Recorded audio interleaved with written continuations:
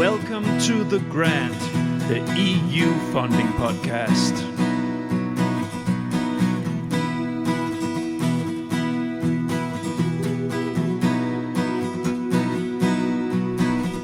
The Grant. My name is Niels Tudor Winter, and I am the creator, editor, and host of The Grant. The Grant is an independent, non-commercial podcast initiative with the ambition to dig into all corners of the EU R&D funding system on topics of interest for the full EU R&D funding community.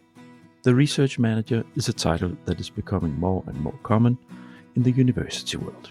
In short, a research manager is the supportive and facilitating function in the university administration that supports the researchers and research teams towards public funding.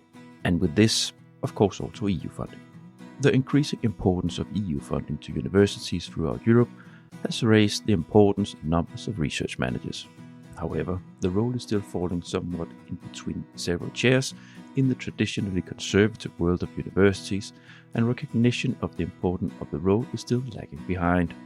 More and more posts on the topic of research managers pops up in my LinkedIn feed, and hence I decided to reach out to one of my contacts to explain about the role and share with you all and me about the importance of the work that is carried out. Alice Barbaglio is a research advisor and project manager at European Institute of Oncology and has been working as a research manager for several years. She's actively sharing her views about the research manager role on LinkedIn, and she is an ambassador in the Horizon Europe funded project RM Roadmap that has focused on the research manager role. This episode offers insights on the crucial core elements of the research manager role and inspiration on how to navigate in this role. It is recommended to both new and experienced research managers. Please enjoy.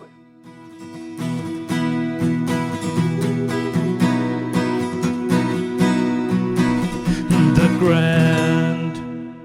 Welcome to The Grant, the EU funding podcast. I am getting more and more guests on board, and it's like sometimes I feel like I'm in a frenzy when I invite guests, and sometimes I feel like I don't have time enough for this spare time initiative. Probably it would be best if I could do it full time at some point, because I just keep putting on work for myself for this because I'm full of ideas. And that's what's happening right now with the grant. It's I'm actually at a point where I need to self-manage a little bit myself, because I reach out to a lot of people, and a lot of people start wanting to be in the show because it's gaining interest. So that's what you're hearing now these days, all you regulars that are following me. It's a result of a lot of fish lines that I'm throwing out. It's good for you, because it's interesting content. And today I have yet another guest. We are now, after some couple of episodes that has been a little bit around with Rasmus and so on, we are now going a little bit into H&R, so to say, or a role, specific role of this research area, EU R&D area. The research manager. I have a guest, and you don't leave them hanging too long. I always tend to do, especially not when they are already in the room, sitting just waiting to get in. So Alice, welcome. Thank you. Good evening. Yeah, I'm sorry for blabbering.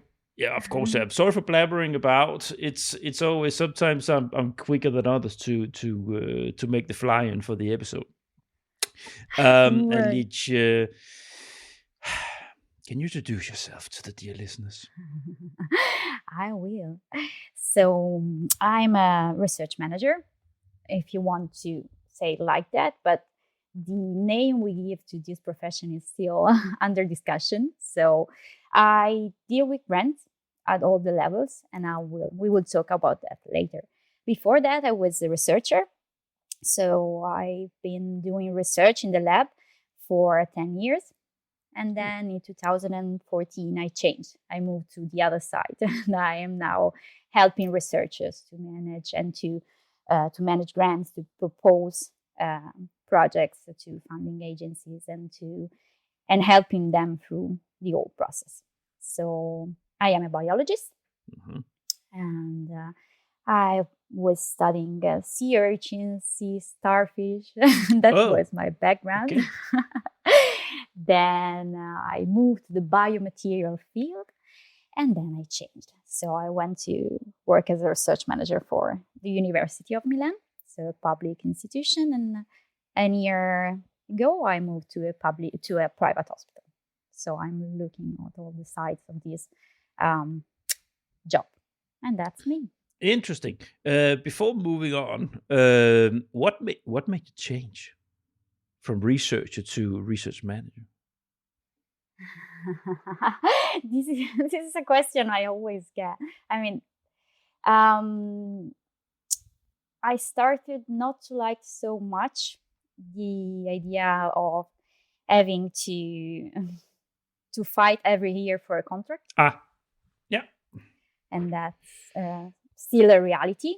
It is. So, yeah. And I wanted to start a family. Yeah. And I didn't want to go abroad because of my husband was a lawyer in Italy, so we couldn't move so easily. And at the same time, I realized I liked the part I liked the most at that moment was writing papers and writing proposals. So I realized there was something I didn't like so much to stay in the lab every day. I didn't like the academic environment, but I love to write. So I thought that could be a good alternative to my research career. No. And that's how it happened. Just curious, and I get it. Yeah. Alice, we're going to have a talk about, this episode is going to be on, we are going to zooming on the role of the research manager. And it's a role that is, it's something that has gained attention as a job description, so to say. It's organically, I guess, it's been growing out of a necessity. In the research, it's because it's predominantly in the research world, and it's I think it's to be frank with all you dear listeners, Alice, he has made the rundown for me, and I love when my listeners are doing the rundown for me. Alice has a wonderful approach on LinkedIn, so you should all connect with her to feel that nice flow, because and those are the ones that I often reach out to when I see that there's an energy and there's a nice flow. Then I reach out, and from your flow, you sort of shed a nice light on this role and what it is, and the struggles you have, and the challenges, and the nice things of it, and so on. So this is what motivated me to reach out to you in the first place. So maybe let's just have it at what you put to start with here. So you mentioned here the era and the birth of the research manager. So can you share that with us? Sure. Okay. How did the research manager born? I mean, I think research management is becoming science, but in the way like cartography became a science. So it was not planned; it was a necessity, and then at the end it became something, a reality.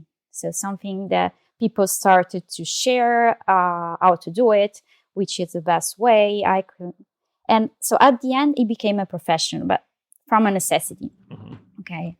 So that's why a research manager is not defined very well in your ecosystem of research. And I wanted to talk about HERA, the European Research Area, because right now the main funding agency in Europe, the European Commission, is realizing that research managers or research advisors are a reality and need to be recognized. Yeah. So we can talk about that. I think we will have a part of our talk about ERA.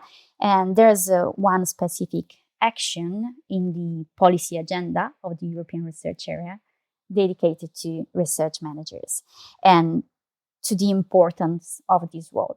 Because if you think about what research managers do, or if you try to to ask your friends what is my work about, they cannot define it. Of course not. They don't know what is it, because there's not an official recognition of the profession, and it is not formally recognized, and sometimes not even informally recognized. Because if you ask in an institution who is the research manager, they will give you different answers.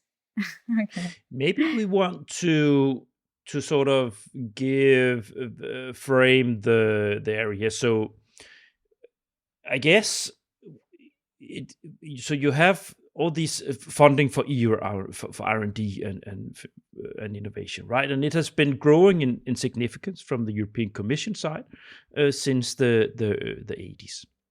80s. Nationally, you also have funding for research throughout Europe. So you have these different sources of research funding that you can approach as a research organization, but what has happened both nationally and at the EU level, the significance of these funds have grown almost exponentially throughout the years, which means, dear listeners, that the amount of focus on this, especially in public research organizations, the universities, has grown immensely. So in the 80s, or even before that, you would have a research team. They would do it themselves. They would look into this, and they would they would fill in the proposal with the partners or whatever role they would have. They would send it in.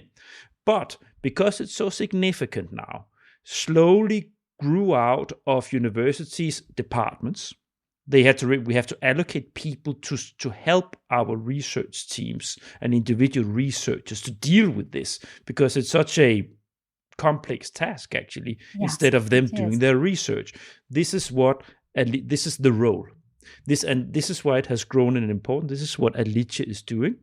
She is supporting research teams with guiding them how to do things, how to administrative stuff, the technicalities of applying for the funding at different corners, be it Erasmus, or be it Horizon Europe, or be it national funding.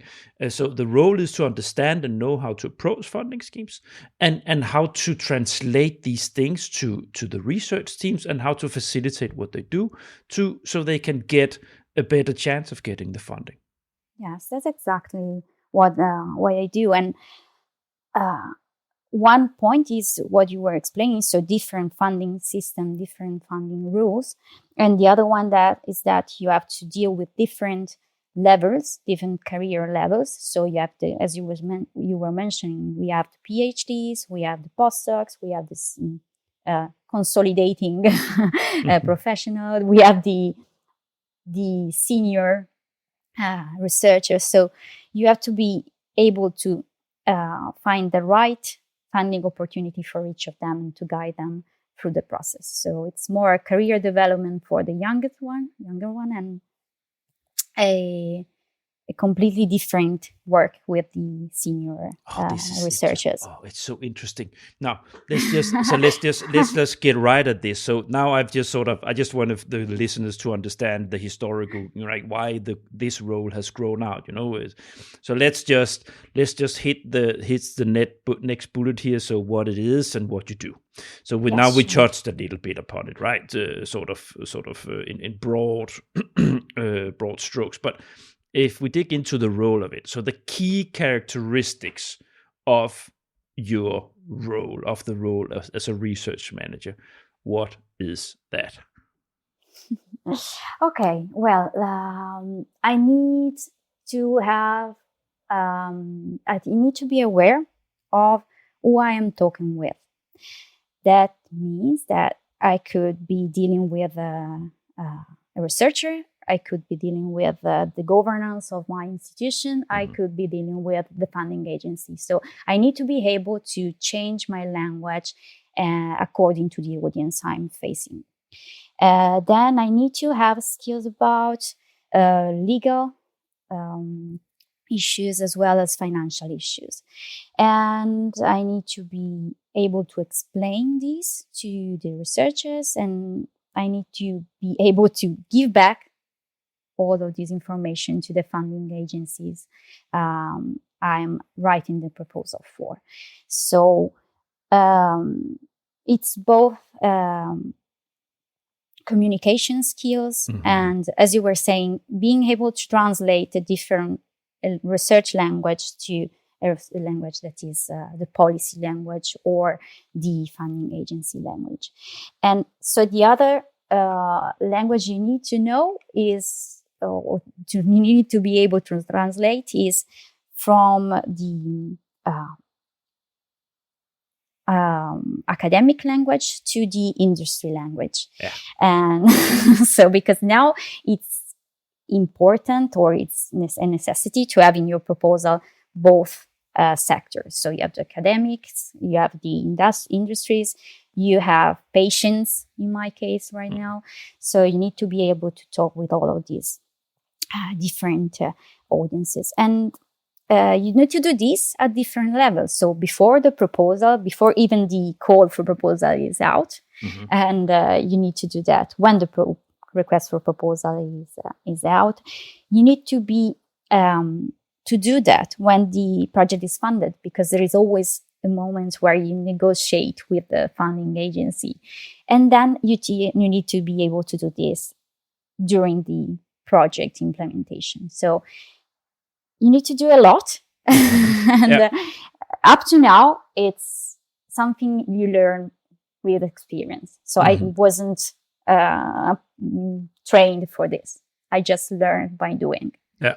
And so the other thing with the European Commission, but all research managers are trying to do, is to have an official training for that profession.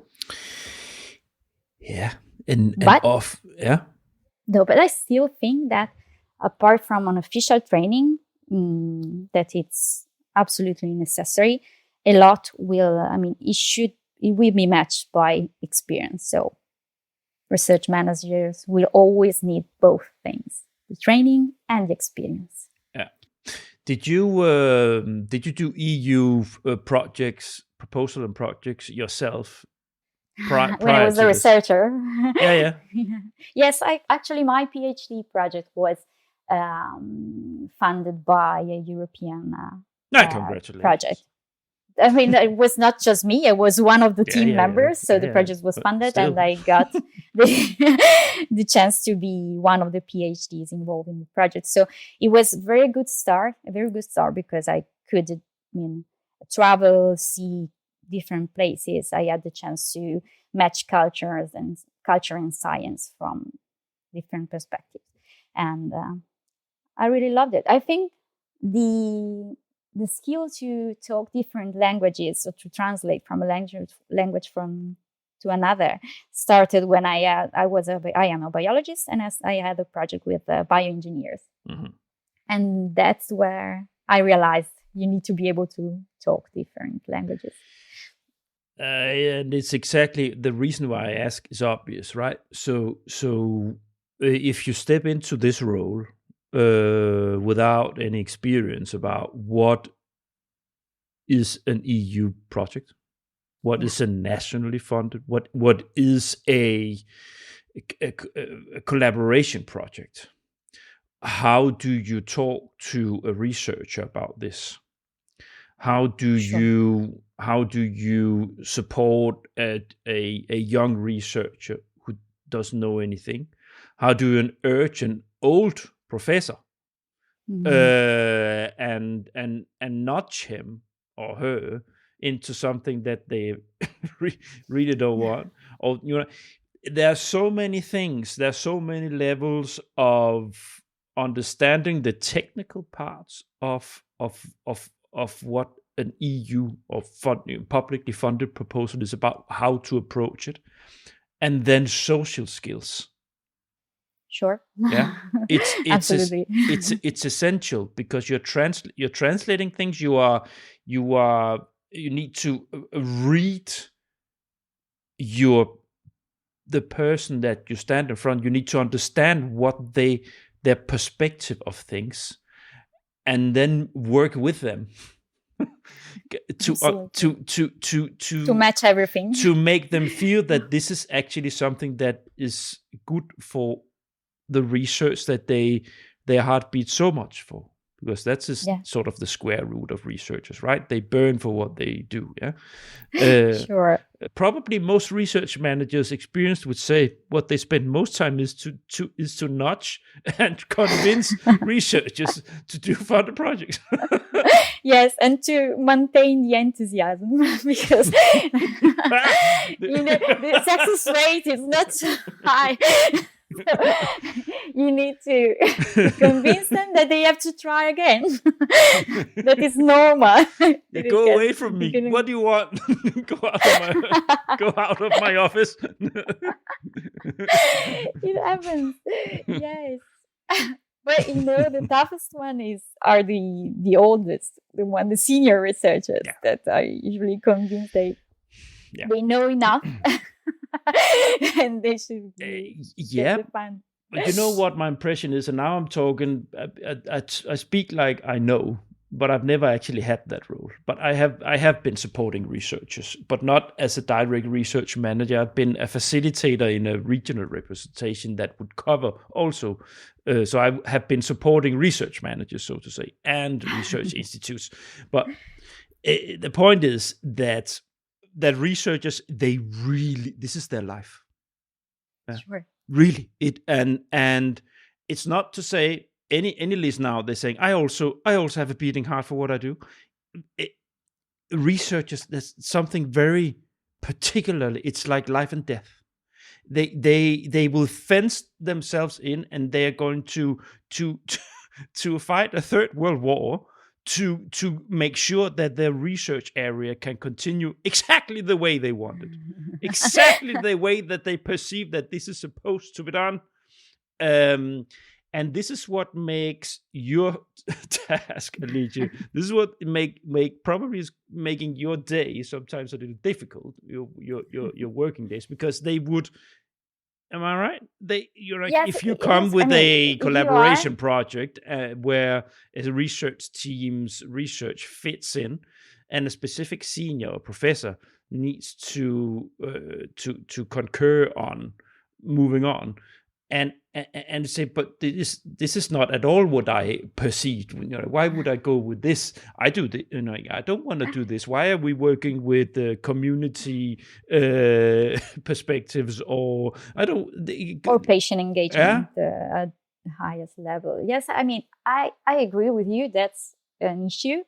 I mean, I get their point. I get it. Mm-hmm. I mean, because I was a researcher, so I know why it looks so difficult. Yeah. But my advice in this particular situation is always, you don't have to do it alone.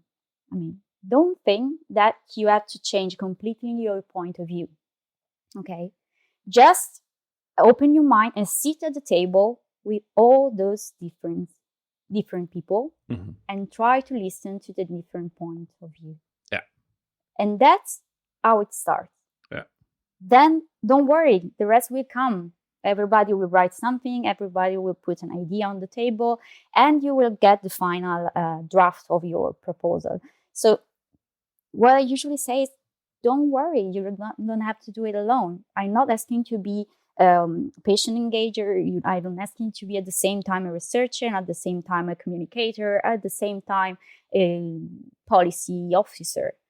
I just need you to sit at the table and listen to all the different perspectives. Mm-hmm. And so they breathe and they start to listen to me and say, okay, I can do that. Let's start. And after the beginning, they actually enjoy to be at the table. So it's just to get the first. Yeah. Well, you know what also happens? Tell me. What happens is often that they step into a collaborative project, and then normally, if it's a sort of a core research part that they are dealing with, as a component in the project idea, then they get a work package. Yeah. And then they start to fence their work package.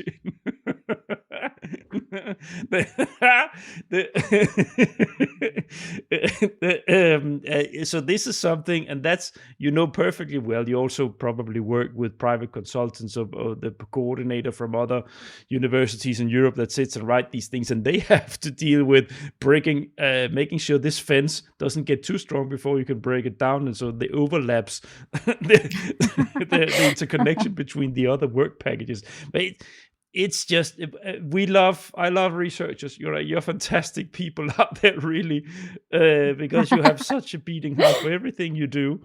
But when it comes to EU, to funded projects, it's you can be so challenging to work with. But they're all very happy in the end. Yeah? When they get the funding, everybody's happy. Sure.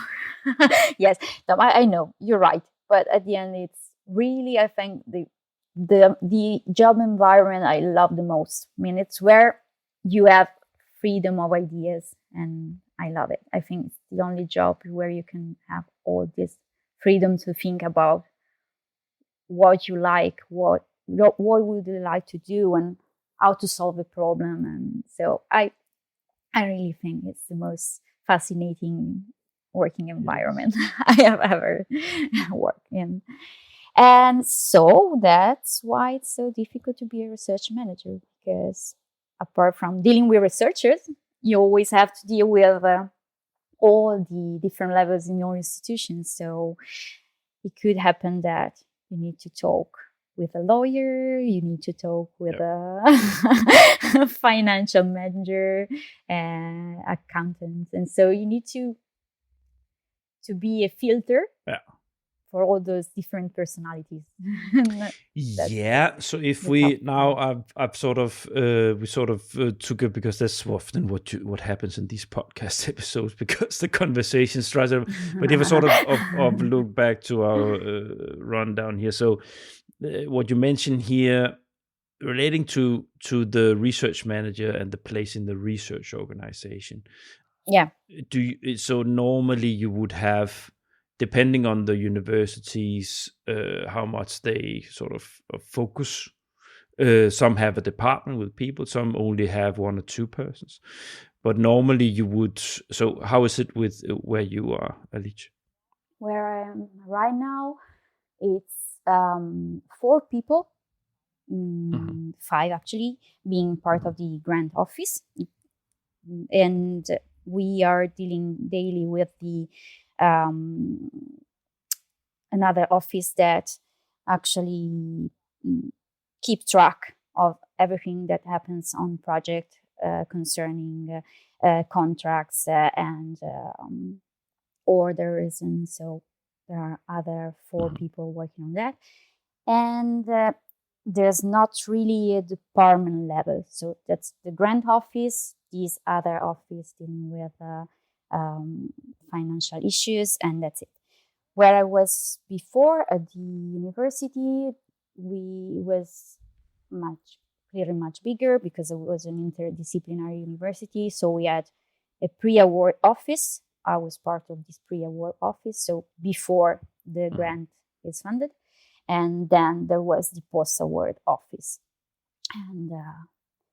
And in the departments, there were some research, some people dealing with research projects. So it's a much bigger process and organization.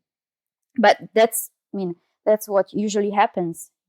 According to, you go to a different institution and you have a different way to process research projects. And sometimes you don't even have a grant No. office. So That's the thing. it's someone in the someone in the normal scientific direction or scientific department or someone in the financing offices that it's dealing with the projects. And so it's still something under construction. Depending on where you are, you could have a different situation. So it's sometimes difficult to understand who you should talk with. Yeah. So if you are collaborating in a project with 10 different organizations, you don't always know who is your contact. Yeah, and this is so. I guess it's an expression of the development of the role, right? Because you would have, for instance, Aalborg University in Denmark that I worked, that I supported a lot, and I know quite well. They have a fairly large department, maybe I don't know, 10, 15 people, and they have. So you specialize. So some deal with supporting research teams with content into your proposals and looking for project opportunities, and then you have some who have specialized in budgeting or like implementing the implementing part, all these things. So it's and that's centralized. And then you would have other universities probably where you would have a specific institute that says we realize here we need one person, so they would themselves have one there, but there's no centralized office in the university. It's also, I guess that's also an issue, but that's actually the next thing. So let's just move into that, the issues of the research manager.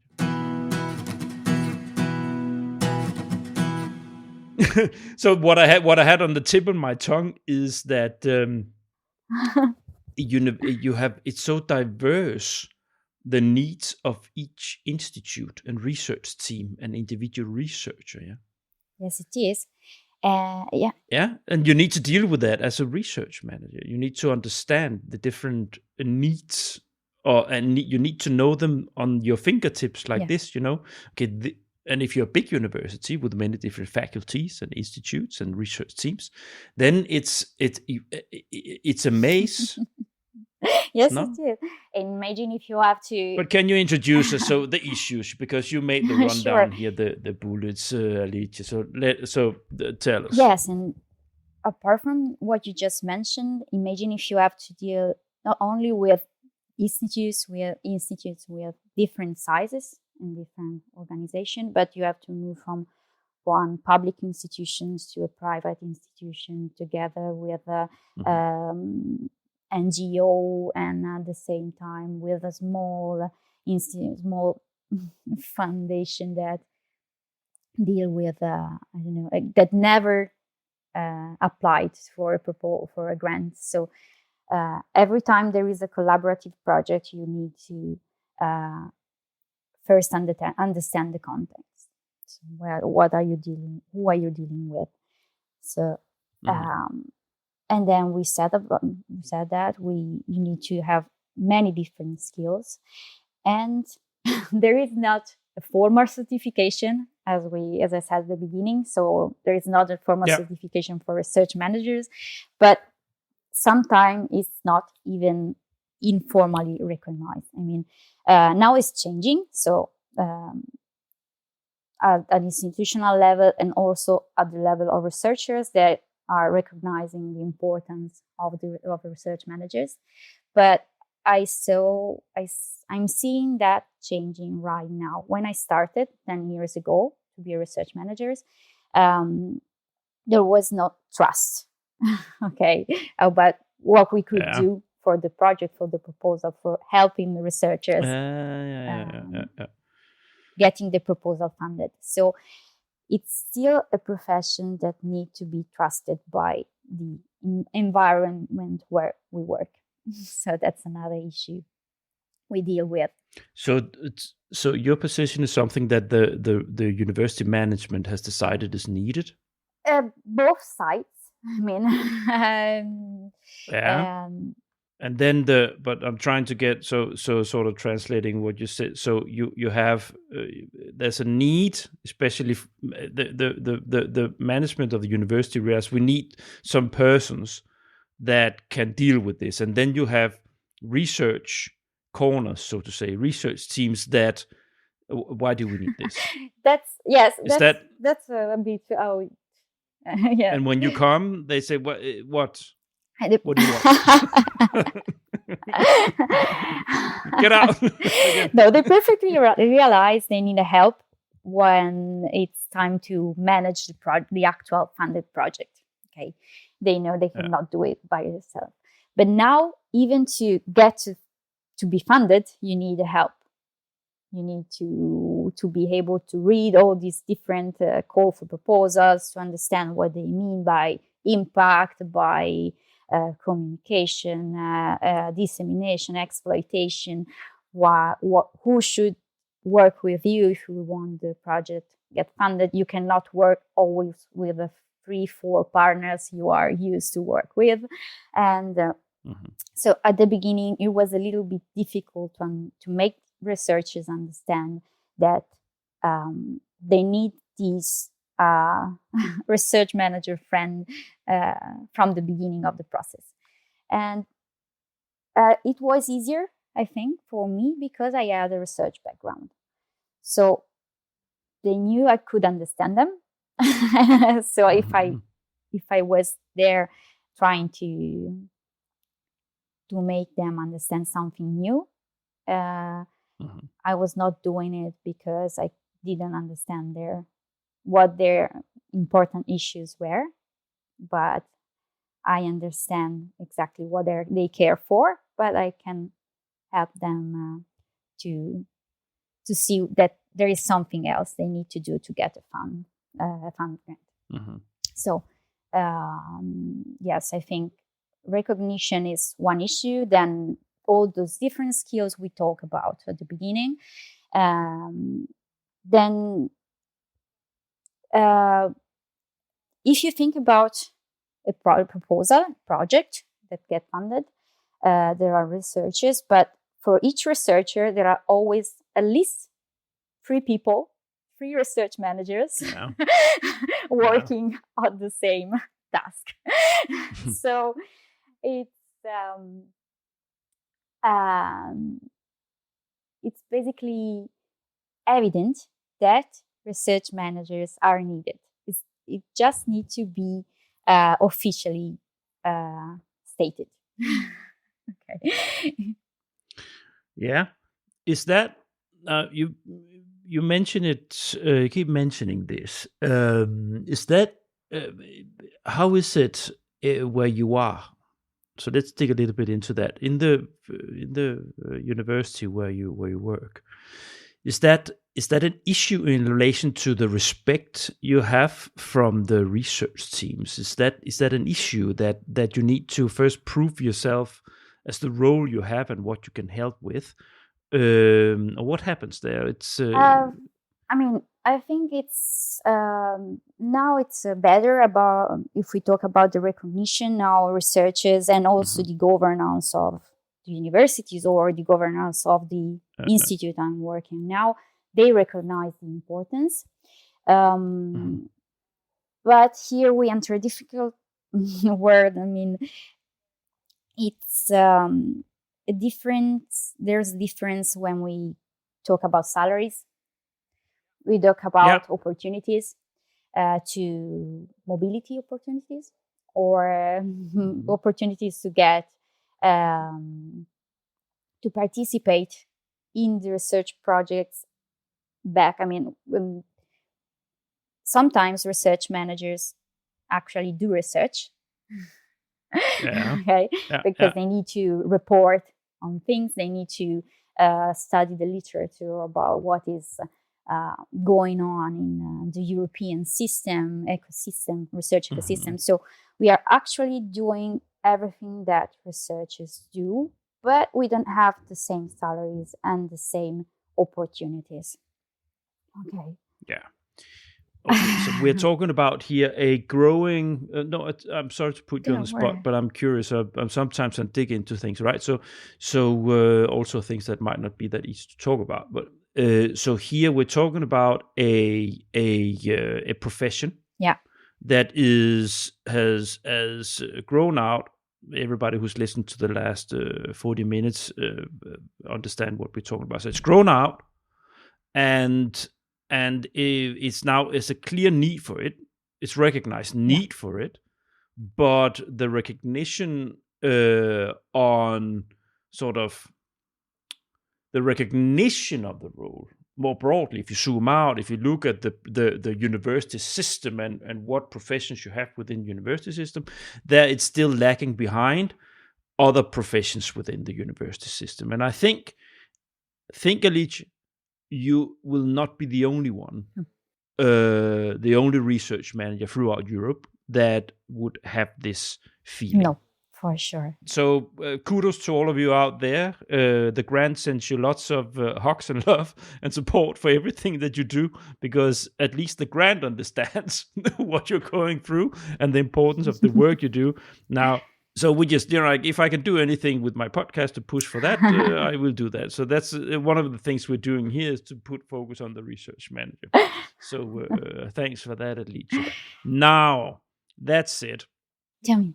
You have a couple of elements here, and the thing is, the way this conversation is moving, we're actually talking about them in and out a little bit, because it's a very organic conversation. But if we look a little bit at some of your other bullets here, so say the need for training and the need for experience, is that related to before you enter the role as a research man? Is that what you mean? Yes, that's what I mean.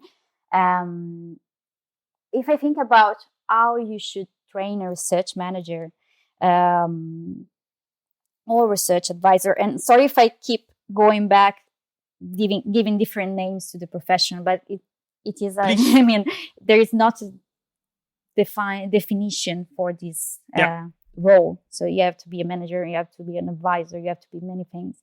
So how I see the training for a research manager or whatever, it's like a medical doctor training. So you need to do at the same time the theoretical part and the practical part. So it should be a mix. You cannot think you will be okay just with a training of everything that is related to European research ecosystem and to legal necessities or financial necessities or what is communicating research. You need to be, or what is research ethics and etc. You need to know that, but at the same time you need to make it practical. So you need to start being inside the project and start being inside the grant office from the beginning, because there will always be a part of your profession that comes from experience. And I mean, this is true for every profession, for every job, but I think this is particularly true for research managers, because until you don't enter the environment where actual research is done, you cannot grab the reality of the profession. So that's what I meant with training and experience. No, but it's vital. Yeah. Yes, it's vital. Yes, I think so. So, of course, it's this. I've been a facilitator, not university, but regulars will know that I've been working in the Brussels environment, in regional offices and so on, facilitating things. And it's a little bit, when I was that before I knew how to write a proposal, for instance. I probably did, I did the best I could. Sure. But after I had been a private consultant and came back to this role, I was a better supporter and facilitator. It's a little bit the same role as you, a little bit comparable. But the things you translate things, but it's you're a much better translator when you know what to translate from. Sure. Yeah, you're a much better translator when you know what you put people into. And that is essential in the role you have, because you're putting people into something that requires a lot of effort. Yes. Yeah, no matter how you twist and turn it, it's something that's going to help their research. It's going to give you a European network. It's going to lift, has the potential to lift them up and give them a kick, so it's a kick in the butt, so to say, with their research to give it, like a real scale compared to what they would otherwise. But it also requires effort, and you need to understand that, The environment, yeah. to explain it, because they will trust you much more if you can look them in the eyes and say, look, this is what you're going to go through. Yeah. This is what it's going to be like. I know, because I've been there myself. Yes. I know it's going to it. be hard. You're going to think, why on earth am I doing this? I cursed the day that Alicia, you went in through my door in my office. But when you get out there, when the project is financed, when it rolls, and when you see that it's going to scale up and amplify what you're doing, and to a level that it would never be possible otherwise, then you will thank me to the day you die for what you did. Well, Yeah? that is not always happening, but I'm just painting the perfect scenario. I'm giving the speech of the research managers. No, but the point is that if you're not able to give that inspirational, at least you could give them this, give them a little bit of light in their eyes. Then it's gonna help a lot when you can prove, or that when you have something to base it on, your counsel. Sure. Well, and if we go on talking about training, I would spend a couple of words about the role we have in training researchers. Yes. Okay. At the beginning, I started talking about the career development role we have with the youngest researchers. Okay. Yeah. So that's something difficult to make it understand from. If I think about my supervisors, that they usually don't get how important it is to make the youngest try, even if we know at the beginning they will never get the grant. Am I wasting my time? I don't think so. There is a process. We cannot think a young researcher will get the grant in the first race. Okay, you will need time to learn, and so I love that process. Sometimes we don't even write a proposal with the youngest researchers. We just look for networking opportunities, and that's valuable time. These are the researchers that will thank you for the rest of their life. They will come back and tell you, okay, you really helped me, and you didn't get any grant for them, but they really appreciate that you spent some time teaching them how to do it and how to get better writing and reading their proposal, proofreading again their proposals. And so it's it's a process that takes a lot of time, but I think it's one valuable part of the profession. So that's another skill, and that is not recognized. Okay. The training you do for the young. I love this. It's extremely important, that part of your work. I think so. And I think I guess it's up to each research manager. I guess it depends also on the attitude of the managers of such a research manager department. But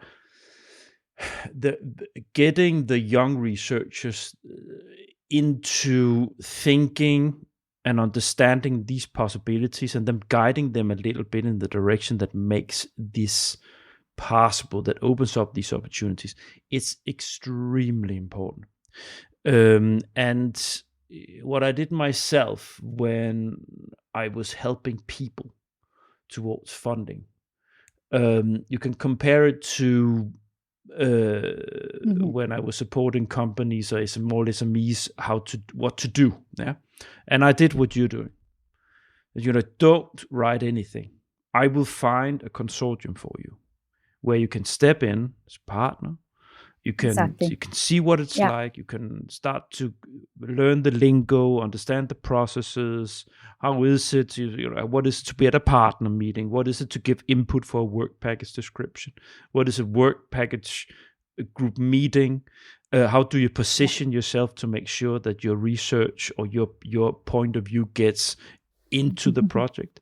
What kind of things do you need to sell, so to say, because you cannot get everything you want? Where do you position yourself? How do you look to the other work packages and understand what can help you? Maybe something you didn't even realize that could, all these small things. When that's giving them a confidence about how to do these things and lose the fear, because that's also part of the research environment. The fear of stepping into EU funds. Yeah, it's in Denmark. I'm not a Danish national, as you might know, and the Danish funding system for research is quite, it's not that complicated, and you can, if you do a decent proposal, you'll get your funding. But the prejudices about the complexity of the EU system and the scare stories that the professors will tell the youngsters about, oh, that's horrible, I had to work with a Greek research, or I had to work with a English, it was horrible. You need to dismantle these things to get them practically working with this and make them realize that it's okay. It might be challenging at sometimes, but it's extremely rewarding and can help them into new levels with what they want to do. Absolutely, I agree with you. Yeah. So bravo, thanks. I appreciate this a lot. I hope that that the work appreciates this too. No, you need to go dancing, so I need to keep my nose in the track. Now you have to explain that to your listener. Licia, she's dancing in her spare time to get rid of all the stress and anxiety of dealing with the EU funding system. And she needs to go in 35 minutes, so I need to be a little better podcast host here to keep us in. But it's just like such a cozy conversation here. Nah. But maybe you help me a little bit, Alicia. So you have here. So where are we? Yeah, we have action 17. Did we finish the issues of the research managers?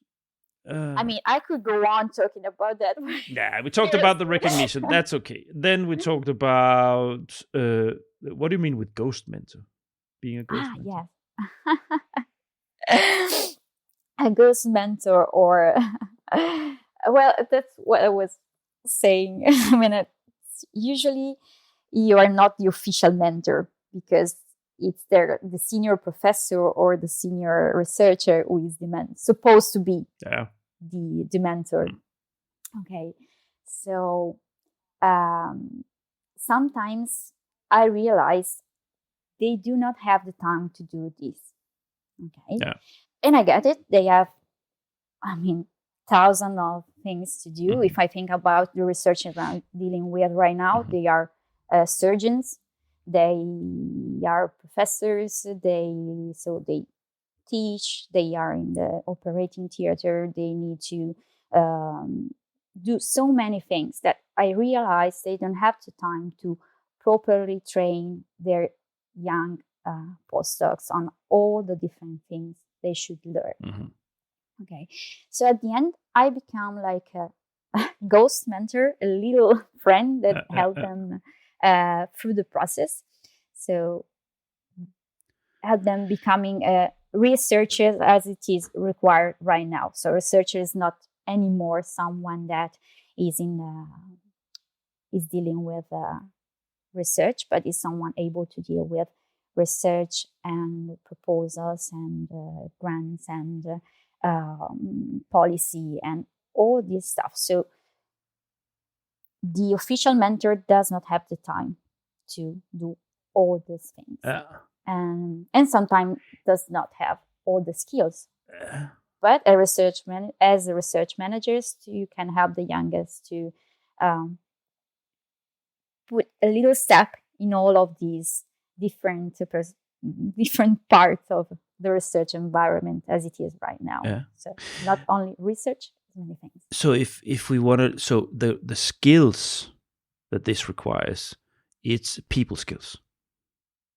You need to be able to understand and spot what's going on between a senior researcher and a junior.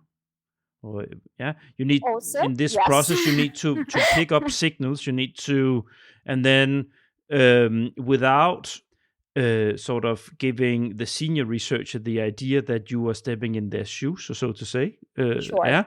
That's it. And at the same time supporting the young one, making sure that everybody is super comfortable. This requires people skills. Yes. There is always yes.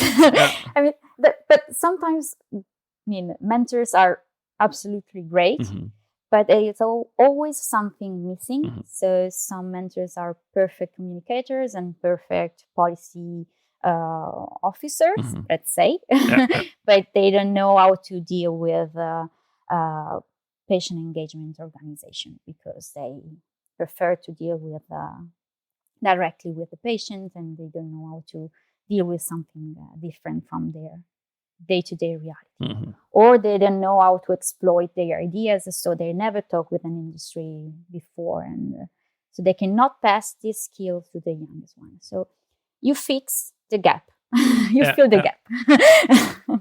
That's it. So yes, you need to know who you're dealing with to do that.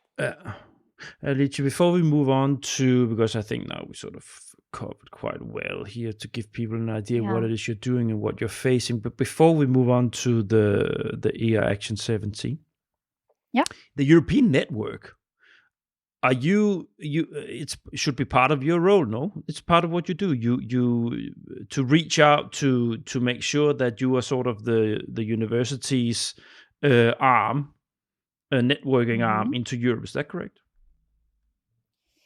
You mean by a research manager perspective or by a proposal? No, but you as a manager, are you looking into the European network to try to find proposals for your team, for research teams? Yes, sure. Yeah? Sure. Yeah. I'm doing that. And there are different ways to do that. Sometimes the first advice is always to look for people who did something similar to what you are doing and actually got the grant. Exactly. Okay. So start learning from the best people, and if you can, try to network with them and get to be part of their relatives. And I think I can sort of you are also, what you are doing is that you analyze. You're going to analyze. You look at exactly this. The research areas that your stakeholders are dealing with, the research teams. Then you look what was funded within this. Who were the key partners? Who are the key strategic organizations to get connected to? Are they involved in doing something now? Are there a call now or in a year time that we know that something is probably going to happen? And then that's probably also your role, right? Yes, that's my role too.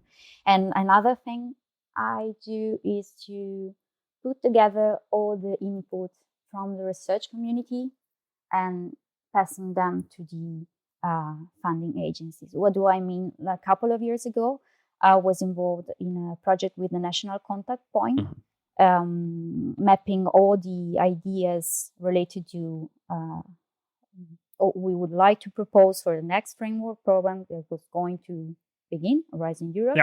So I had to ask all my researchers in the health health research community of my institution, what were they thought about where research should go. And I packed them all together, and together with the national contact point, we passed them to the European Commission. So that's the surveys, what they usually call surveys. And so another role is to collect all the ideas from the research environment and to be sure they get to the funders so they can match what is actually what is needed, or at least they try to respond to that input. So do you also send this to technology platforms or to any of these for in Brussels that gives input to the work program text, core text? Yeah. Sure. That's it. Yeah. At the end, it works. Yeah. So, and it's important because doing this, if you get the researcher to do that, to participate, you make them understand that the funders are actually the researchers, so they can be part of the process. Yeah. It's not something top down. They could be the starting point. Exactly. And that's important to get the trust we were talking about before, and to make the funding system not so scary as it could look.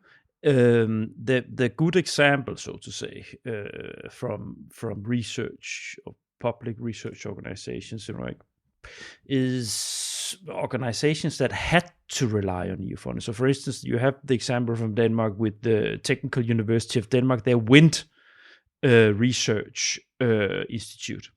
They didn't get a lot of funding at the early stage when they started up back in the early 80s.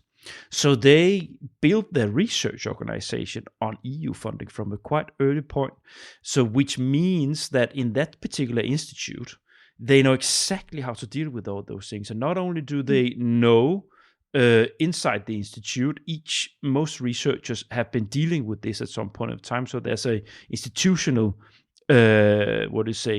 collective knowledge that is being shared.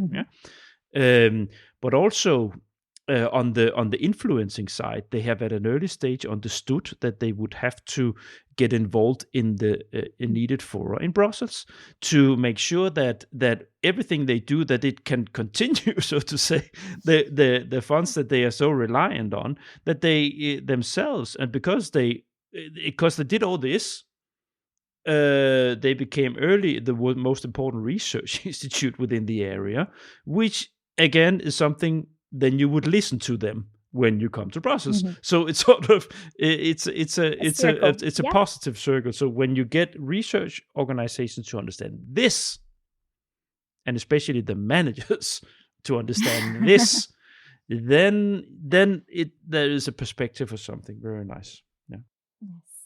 Yes. But so you see, it's getting more and more difficult to be a research manager. It is. Just this with the influencing side and towards the networking to identify proposals under preparation, flagship consortium, and so on. No, Alicia, time is flying. You need to dance. Yes. So the next thing you put here is the ERA policy agenda and the ERA Action 17. And the ERA Action 17, I just saw something in my feed, LinkedIn on that. So can you explain? Tell us. Okay, yes. So the European Research Area is this big environment where it is supposed to be knowledge circulation, impact, competitiveness among European countries and international countries, cooperation, activeness. It's a big idea that the European Union is started to build in 2000 and then went on building.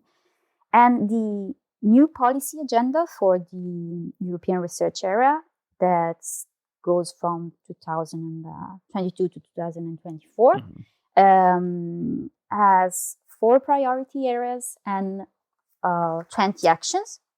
The one I'm most interested for is the 17 And why? Because it is dedicated to enhance the strategic capacity of Europe's public research performing organizations. And what does it mean? To enhance the research managers' community recognition, professionalization, and all we were talking about during these 40 minutes, during this hour. Okay. So the thing about research managers is becoming so important and so needed that even the European Commission realized there's importance there, and we need to have a specific action to make this professionalization happen. It should also be in the Commission's interest itself. Yeah, because the research managers are basically helping things move in a positive direction with the funding that the Commission, as a funding administrator, is so worried about.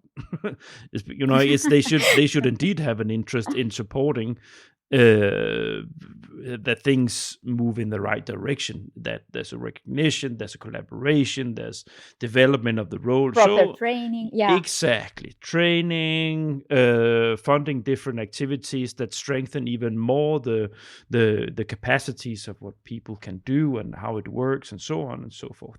So, yeah. Yeah. So that's what Action 17 is about.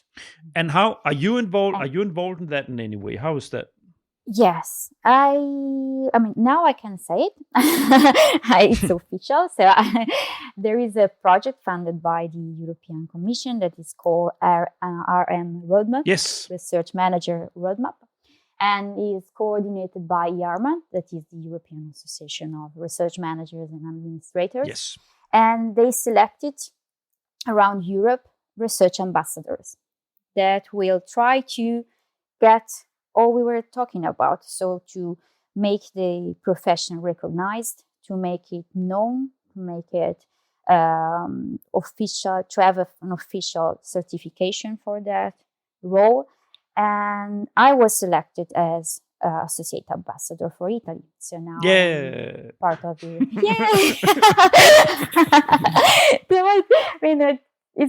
I'm really happy about that, because it's something I really believe it is important. I mean, it's not just to say. Obviously. I really believe it's something. As we can hear from this very nice conversation. And you know what?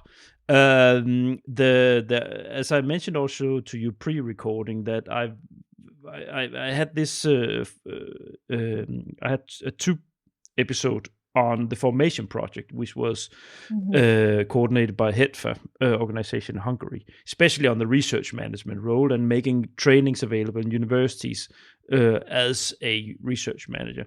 And she mentioned in the end of that record, now there's a new project, and I did not realize the size of it. And I start realizing that now, because it comes into my feed. I had Michael Round from CrowdHelix. He was also in my virtual podcast studio, but he didn't particularly mention this. But because I'm connected with him close, I notice what's happening. It's sort of exploding now in my in my LinkedIn feed with RNM, the RNM project about what's going on, the CrowdHelix. It's massive. Yes, it is.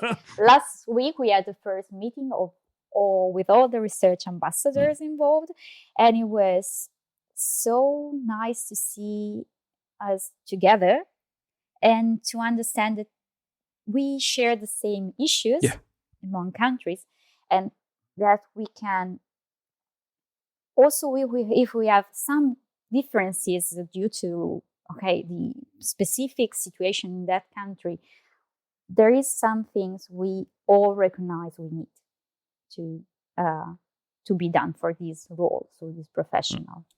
So it's, I think, really a fascinating project, and there are new skills to learn, because I'm not a policy officer. I'm really stepping into the role of talking about profession with different audiences. And so it's a new challenge, but I'm happy to do it. You know I will what? let you know how it I'm just goes. happy to see it, and I'm going to what I'm thinking about is to reach out to the coordinator to see if they want to have a podcast episode on explaining about the project, and maybe inviting some of you partners in a panel just to shed light on it, because I think it's important. So I will more about that later. My calendar is quite full. It's what it is. I created a monster. It just keeps growing. But this is definitely something that has started to grow on me. That I should have a talk with some of the people involved in this project. So get back to that. Alice. Yes. Now we still have some time before dancing. You put here concrete calls, which is related to no, but we just discussed that. You just discussed, yes. Good. We're actually approaching the end. Oh. Don't worry, there's always something to talk about, so don't worry about that. And there's always a possibility to get into the Grand and the virtual podcast studio.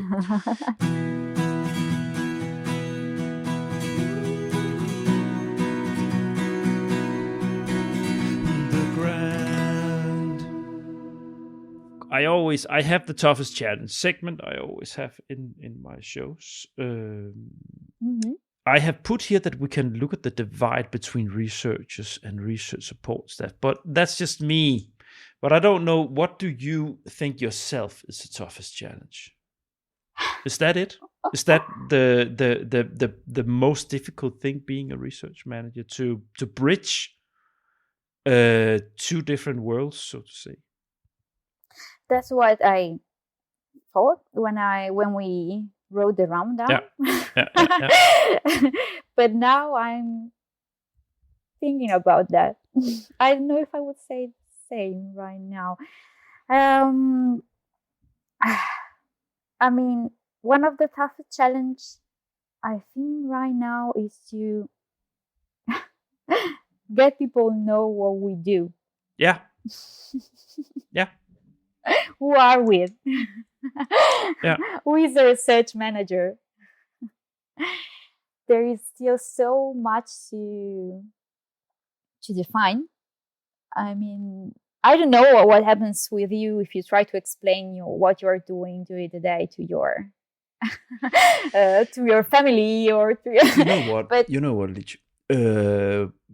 Working, I always call it a shadow world. So working in the EU R&D funding ecosystem, it's a parallel world to the real world, and it's a world with its own language. It's a world with its own logic. It's a world with its own way of connections and making things work and so on. The whole system seems to be parallel to the real world, even though you have real world partners from industry, from research and so on. But when you put them into the other side of the real world, when you put them into the funding world, then starts a system of work package subscriptions, of the way you describe things, the way you sort of. And what happens is that is when you try to explain people what that is that you do. Yeah. It's they would say, but so you're working for the Commission or what? Are you working for EU? Are you are you? Yeah, but that's what you get. Yeah, you said no. What we do. So I'm trying to get this and this research on a plastic sensor to work. But how? Like, people don't get it. And even when you have results to say, look, they managed to make this it possible to create hydrogen out of a much more efficient process or whatever. This, but that company is doing that, huh? It's but it's but they but it came from money from the Commission, and it took them 5 years to work together with 30 other partners to reach. And it's not, people don't know. You know, it's No, the I general agree. public. They do not understand, and the commission is probably the one who's most frustrated about this. So you and me, Yes. we're just small advocates. We're just small pawns on the other side of that shadow system, working with different things to support in our corners there. But if you look at the whole system, it's the commission probably. It's super annoyed that they put so much effort. You have so many organizations. If you just look at how much effort with Yeah, the whole sure. system, with everybody that Yeah. works with it, the commission, everybody who's involved in trying to get funding, everybody who's supporting the ones who try to get funding, you're like all this, and people don't actually realize. You get a little logo of a EU flag on a plaquette somewhere, but people, they don't see that. This is supported by the European Commission, but it's They don't know how we got there. no. No, it's true. So yes, if the tough and challenge could be that one. No. Let people know who we are, what we are doing. We will get there. Research now is becoming more and more citizen available. Citizen science is becoming more and more important. So research management, citizen research management, maybe one day. Yeah. You know what? Last week I had a journalist in the podcast studio. She is a freelancer, but she writes for Science Business, which is actually a medium that does try to have some, public this publicity, for the public world about science journalism and Horizon and so on. And this is what you need, but it's not. It's very difficult because normal media, or the facilitators, so the ones that should make people realize what is going on, they don't really care. They don't media, but normal media, I think they don't know. They want a success story or they want a disaster. Yeah, a disaster. But every story could be a good story. So it's also one part of our job to make it a good story. Yeah. So we can have a role in that. Yeah, probably we shouldn't complain. We have a job that we know that a lot of fun is going in the right direction and so on to realizing things. But yeah. I will let you know how it goes with the ambassador. No, this is definitely not the last time we'll be talking together. So that's at least comforting to know. Alice, we will have to shut down the episode so you can catch things. Now I'm just going to make a short landing the plane here before we say goodbye to the listeners. So dear listeners, I hope you enjoyed this episode. It's been a lovely conversation here with Alice. As always, I flag my website, thegrand.eu. Go check out the back catalog that keeps growing. I should be reaching around 60 episodes now. There's lots and lots and lots of content there, so should be something interesting for you if you find this episode interesting. Go, and while you're there, you can, if you have sympathy with what I'm doing, do by all means subscribe to my email list. This is the best way for me to grow as a startup podcast, so please subscribe. Another thing you can also do, if you want to follow me, if you are not yet connected with me on LinkedIn, do that. Find me on LinkedIn, Niels Tudor-Winter. This is where the action goes when it comes to the grant. This is where I promote my episodes. This is where I try to share things on within the EU funding world with my followers and with my connections. So please do that. Don't think I have any more to say about that. I think that's it for the self-promotion here. You know the drill, my dear regulars. I always forget to mention the LinkedIn part. That's that. Well, Alice, thank you for having me. No, but it's been wonderful. Really absolutely wonderful. I hope you feel the good, nice conversation in out there, because this has been a very nice conversation. Alice, you will be back. Don't worry about that. You will. So this is not a goodbye. It's I will see you later. And for you dear listeners out there, thank you so much again, and see you next time. Bye.